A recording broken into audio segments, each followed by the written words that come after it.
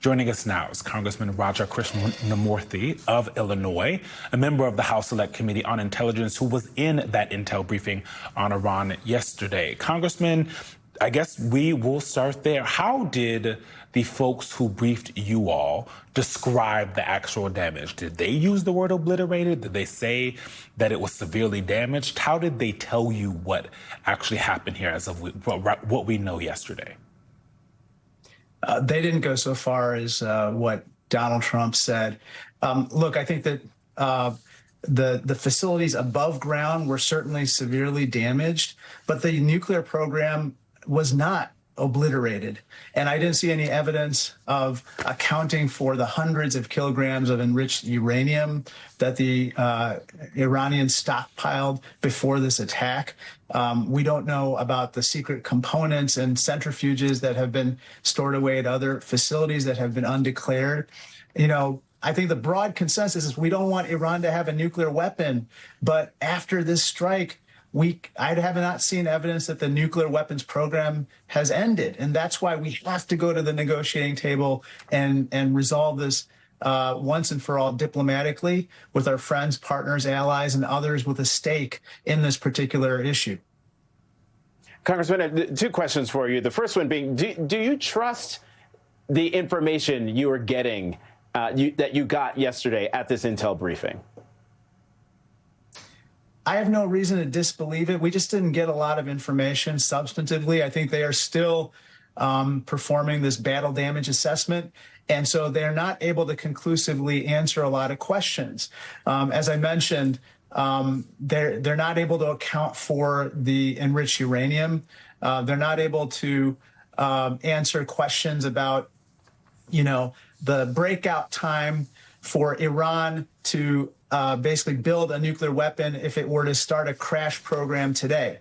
And as a consequence of that, I think that those statements by Donald Trump and others about obliterating the nuclear weapons program are really misleading. If I could just say one other thing, which is I'm very concerned about the administration saying they're going to limit disclosure of classified information to Congress. That's absolutely unacceptable. Remember, there's a statute, there's a law that requires this. Why? Because before this happened in the early 1970s, there were secret assassinations, secret wars. There was domestic surveillance by intelligence agencies on Americans. And so this administration doesn't want to have accountability. And when there's no accountability, bad things happened. That's why we have this law in the first place. And then the second question is on what you were saying that the administration, they should get to the negotiating table with Iran. On Thursday, the AP reported Trump says U.S. and Iranian officials will talk next week as ceasefire holds. That's the headline, but I want to point out that Iranian officials have not confirmed these talks. So given what you said in answer to my previous question, you don't have any confirmation that those talks are indeed going to happen. No, I mean, shocker. Donald Trump says something that can't be fully trusted. It's like his statements about, you know, I'm talking to Xi Jinping. I talked to Xi Jinping about trade and tariffs, and then they deny that it ever happened. I mean, that's the story of Donald Trump. Look, now Donald Trump, someone's got to take that phone away from Donald Trump. He's got to stop putting up posts on Truth Social, and the diplomats and others need to take over because these are delicate negotiations. We have to end the nuclear weapons program, but it has to be done diplomatically. As you can see, a military solution, as they tried last week, is just insufficient. It's not going to work. Congressman, yesterday, the Senate blocked the War Powers Resolution in a vote 53-47. Senator Rand Paul of Kentucky was the only Republican who said, yes, we should keep our power to declare war and attack other countries. Senator John Fetterman, the only Democratic senator who said no. Similar legislation has been introduced in the House. I'm curious with that and the president saying that they may be limiting what they share with members of Congress despite what the law says they should be doing. How are you and your colleagues, especially your Republican colleagues, talking about how you guys are allegedly a co-equal branch of government and what should happen to take that power back? Or have your Republican colleagues simply thrown up their hands?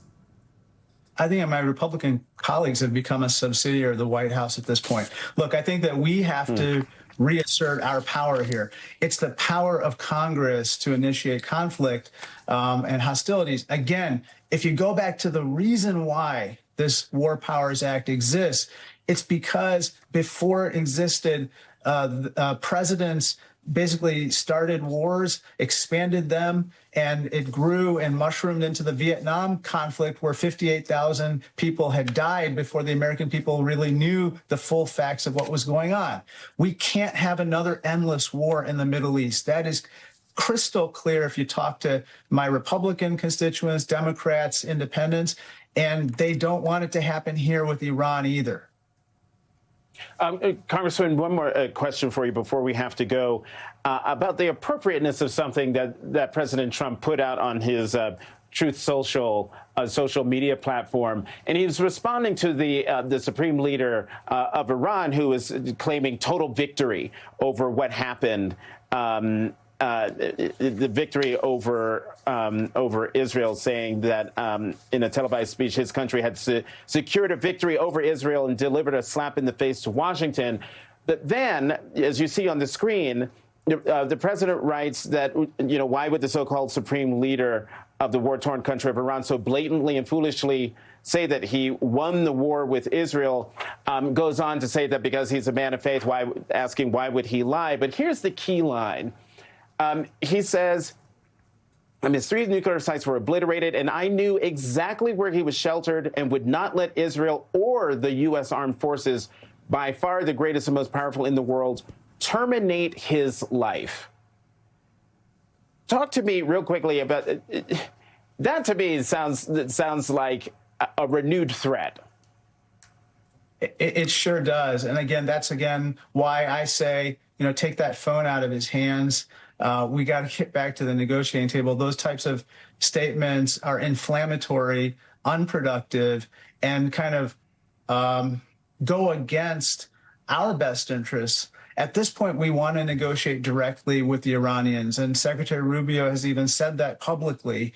Why would they be more willing or more eager to negotiate with people who make those types of threats, namely us?